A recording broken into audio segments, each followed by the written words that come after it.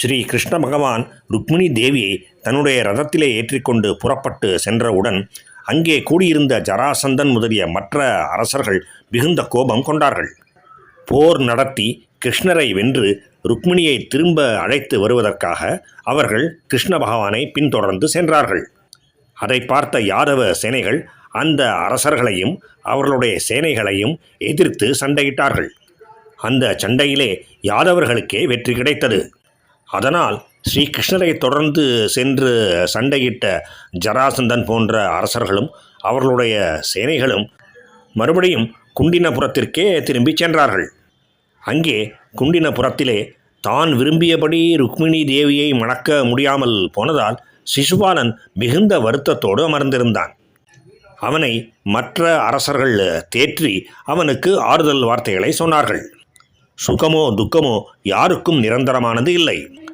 எவனுமே எப்பொழுதும் சுகமாகவே இருக்கின்றான் என்றும் சொல்லிவிட முடியாது. எப்பொழுதும் துக்கப்பட்டு கொண்டே இருக்கின்றான், துக்கத்திலேயே இருக்கின்றான், துக்கம் துயரம் அவனை சூழ்ந்து கொண்டே இருக்கின்றன எப்பொழுதும் என்றும் சொல்லிவிட முடியாது என்று எடுத்து கூறினார்கள். ஜராசந்தனோ, நான் பெரும் சேனையுடன் கிருஷ்ணரோடு யுத்தம் செய்தேன். 17 முறை அப்படி செய்தேன். ஆனாலும் வெற்றி கிட்டவில்லை. இப்படி 27 முறைகள் தோற்ற நான் ஒரே ஒரு முறை கிருஷ்ணரை வென்றேன். ஆனாலும் தோற்ற பொழுது நான் மனச்சோர்வு அடையவும் இல்லை, வருத்தப்படவும் இல்லை. ஒரே முறை வென்றேனே, அந்த வெற்றியிலே நான் குதூகலித்து சந்தோஷத்தை அடையவும் இல்லை, மகிழ்ச்சி அடையவும் இல்லை.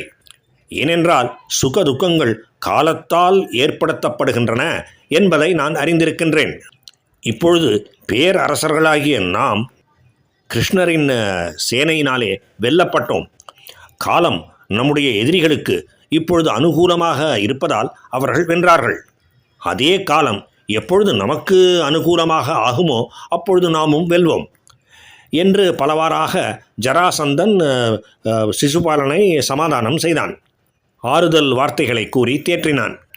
இதனாலெல்லாம் சிசுபாலன் தன்னுடைய வருத்தத்தையும் துக்கத்தையும் விட்டு ஒழித்து தைரியமடைந்தான், உற்சாகமடைந்தான். தன்னுடைய நாட்டுக்கே திரும்பி சென்றான். அதை போலவே திருமணத்திற்காக வந்திருந்த மற்ற அரசர்களும் அவர்களுடைய சேனைகளும் தங்கள் நகரத்துக்கு திரும்பி சென்றார்கள். ஆனால் ருக்மிணி தேவியின் அண்ணனாகிய ருக்மி என்பவன் மட்டும் சிறிதும் சமாதானம் அடையவில்லை. கொதித்து கொண்டிருந்தான். அவன் தான் பெரிய வீரன் என்று கர்வப்பட்டு கொண்டிருந்தவன். அதனால் கிருஷ்ணன் இப்படி ருக்மிணியை தூக்கி கொண்டு சென்றதை அவனால் தாங்கிக் கொள்ள முடியவில்லை. நான் கிருஷ்ணனுடன் போர் செய்வேன், போரிலே வெல்வேன், ருக்மிணியையும் திரும்ப அழைத்து கொண்டு வருவேன். இல்லையென்றால், அப்படி செய்ய முடியவில்லை என்றால் நான் இந்த குண்டினபுரத்துக்கு திரும்பி வரமாட்டேன் என்று பிரதிஜை செய்தான், சூள் உரைத்தான். அதன் பிறகு தன்னுடைய சேனைகளுடன் கிருஷ்ணரை பின்தொடர்ந்து சென்றான். நில் நில் என்று கிருஷ்ணரை பார்த்து கத்திக்கொண்டே அவர் பின்னாடியே ஓடிச் சென்றான். கிருஷ்ணருடன் யுத்தம் செய்ய ஆரம்பித்தான். தன்னுடைய வில்லை எடுத்து 3 அம்புகளினாலே, அதாவது 3 அம்புகளை கிருஷ்ணர் மீது எய்து அவரை அடித்தான். மேலும் ஸ்ரீகிருஷ்ணரை நிந்தித்தும் கூச்சல் போட்டான்.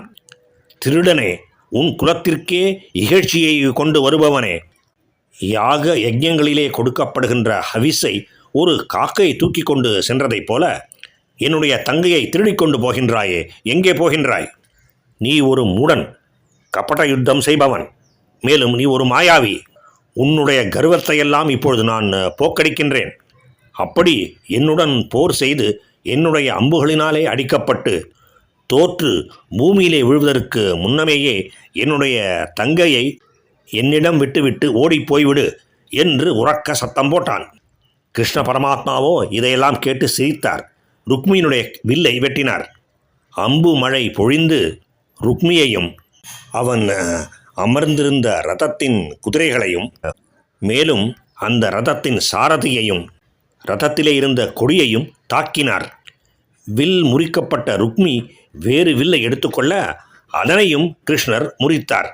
இப்படி ருக்மி ஒவ்வொரு வில்லாக எடுக்க எடுக்க அவை எல்லாவற்றையும் முறித்து போட்டு நாசம் செய்தார் கிருஷ்ண பகவான். ருக்மி வில்லை விடுத்து வேறு ஆயுதங்களை எடுத்துக்கொண்ட போதிலும் அந்த ஆயுதங்களையும் வெட்டி தள்ளினார் பகவான். இதனாலெல்லாம் மிகுந்த கோபம் கொண்ட ருக்மி கையிலே ஒரு கத்தியை எடுத்துக்கொண்டு தன்னுடைய ரதத்திலே இருந்து கீழே குதித்தான். கிருஷ்ணரை நோக்கி வேகமாக ஓடி வந்தான். அக்னியை நோக்கி விட்டில் பூச்சி ஓடி வந்ததைப் போலவே ஓடி வந்தான் என்கின்றது பாகவத புராணம். அதை பார்த்த கிருஷ்ணர் தன்னுடைய அம்பினாலே அவனுடைய கத்தியை வெட்டினார். இறுதியிலே ருக்மியை கொல்வதற்காக கூர்மையான தன்னுடைய கத்தியை எடுத்துக்கொண்டார். இதையெல்லாம் பார்த்த ருக்மிணி தேவி மிகவும் பயந்து போனார். மேலும் தன்னுடைய அண்ணன் இப்பொழுது கிருஷ்ணரால் கொல்லப்படுகின்ற தருவாயிலே இருக்கின்றான் என்பதையும் புரிந்து கொண்டார். உடனே சகோதர பாசத்தால் உந்தப்பட்ட ருக்மிணி தேவி ஸ்ரீ கிருஷ்ணருடைய திருவடிகளிலே விழுந்து நமஸ்கரித்தார். தன்னுடைய சகோதரனை கொல்ல வேண்டாம் என்று இறைஞ்சி கேட்டுக்கொண்டார்.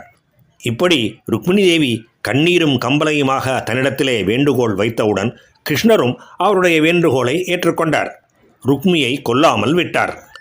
ஆனால் ருக்மியை வஸ்திரத்தினாலே கட்டி போட்டார். அவனுடைய தலைமுடிகளையும் மீசையையும் வழிக்கச் செய்தார். ஸ்ரீகிருஷ்ணரை தவிர அங்கே இருந்த மற்ற யாதவர்களும் யாதவ சைன்யமும் சும்மா இருக்கவில்லை. சத்ருவின் சேனையை, அதாவது ருக்மியின் சேனையை நாசம் செய்தார்கள். அதன் பிறகு தோற்று போயிருந்த ருக்மி தன்னுடைய தலைநகரமான குண்டினபுரத்துக்கு திரும்பி செல்லவில்லை. ஏனென்றால் அவன் ஏற்கனவே பிரதிஜை செய்திருந்தான், சூள் உரைத்திருந்தான். ஸ்ரீ கிருஷ்ணனை வெல்லாமலும் ருக்மிணியை திரும்ப அழைத்து கொண்டு வராமலும் நான் இந்த தலைநகருக்குள் வரமாட்டேன் என்று அவன் சூள் உரைத்திருந்தான். அதன்படியே அவன் திரும்பவும் குண்டினபுரம் நகரம் செல்லவில்லை. அந்த இடத்திலேயே, தான் தோற்று போயிருந்த அந்த இடத்திலேயே புதிதாக ஒரு பட்டணத்தை நிர்மாணித்து கொண்டு அங்கேயே இருந்துவிட்டான். இப்படி சத்துருக்கள் எல்லோரையும் வென்று கிருஷ்ண பகவான் ருக்மிணியை தன்னுடன் திரும்பவும் தன்னுடைய நகரமாகிய துவாரகா நகரத்திற்கு கூட்டிக் கொண்டு போய்விட்டார். அங்கே ருக்மிணி தேவியை முறைப்படி திருமணம் செய்து கொண்டார். அப்பொழுது அந்த திருமண வைபவத்தின் பொழுது துவாரகா நகர வாசிகள் எல்லோரும் மிகுந்த மகிழ்ச்சியடைந்தார்கள். அந்த நகரத்தையே இப்படிப்பட்ட ஒரு பெரிய விழாவுக்காக, திருமண வைபவத்துக்காக நன்றாக அலங்கரித்தார்கள். தங்களையும் அழகாக அலங்கரித்து கொண்டார்கள். ஸ்ரீ கிருஷ்ணருக்கும் ருக்மிணி தேவிக்கும் பலவிதமாக தங்கள் சக்திக்கு ஏற்றபடி காணிக்கைகளை அளித்தார்கள். ஸ்ரீ கிருஷ்ண ருக்மிணி தேவி திருமணத்தை மிகவும் சிலாகித்து கானம் செய்தார்கள். அதை பற்றி, அப்படிப்பட்ட ஒரு சிறப்பான திருமணத்தை பற்றி, அந்த திருமணத்திற்கு முன்பு கிருஷ்ணர் எப்படி ருக்மிணி தேவியை தூக்கி கொண்டு வந்தார் என்பதையெல்லாம் பற்றி ஒருவருக்கு ஒருவர் பேசிக்கொண்டு ஆனந்த வெள்ளத்திலே திளைத்தார்கள். பகவானுக்கும் பாகவத புராணத்துக்கும் பக்தர்களுக்கும் நமஸ்காரம்.